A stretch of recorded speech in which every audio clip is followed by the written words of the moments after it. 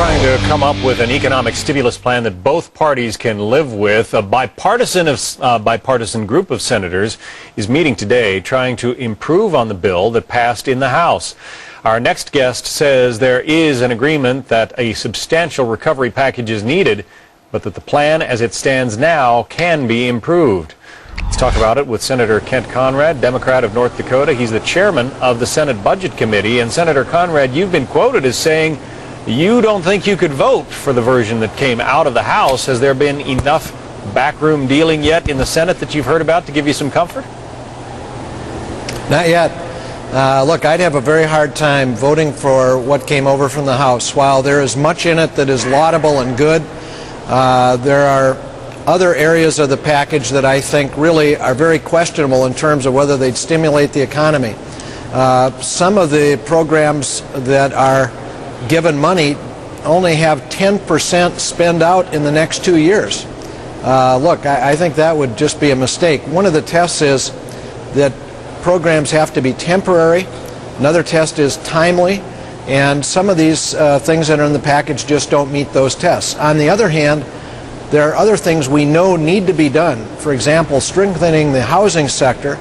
We've got 1 in every 4 or every 5 houses in this country are upside down in their mortgages. They owe more than the house is worth. And there's very little done in this package to help housing. Very little done to help the financial sector.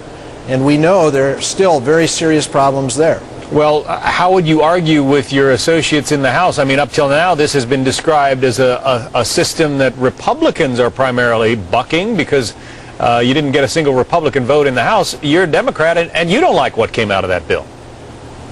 Yeah, let me be clear. There are parts of it I do very much like. But there are large parts of it that I think could be improved on, should be improved on. And, you know, my assessment of the economy is we are nowhere near out of the woods. I think there are some very tough days ahead. We saw bad economic news both yesterday and today in terms of housing, in terms of the economy contracting. We all owe it to give our very best and to write a package that meets the tests of temporary, timely, and targeted, and that really has prospects of giving a lift to the economy.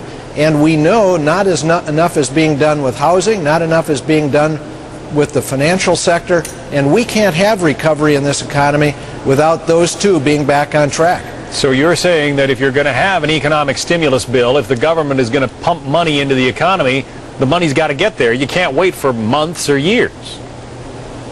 Absolutely. You know, the overall package in the Senate, about 80% now, goes out in the next 2 years. But we still have major chunks of the package that don't spend out for 3, 4, 5 years. That just doesn't make any sense, especially given the fact we've not done enough, and I'd put housing right at the top of the list. Look, I think we all know some of these mortgages have to be renegotiated. We've got to have a bigger tax incentive for people to buy homes so we can clear this inventory. Right now there's a $7,500 tax credit for new homes, but that needs to be broadened, in my judgment, to all homes to give more of a kickstart to cleaning out the inventory and strengthening the housing sector. Democratic Senator Kent Conrad of North Dakota, thank you.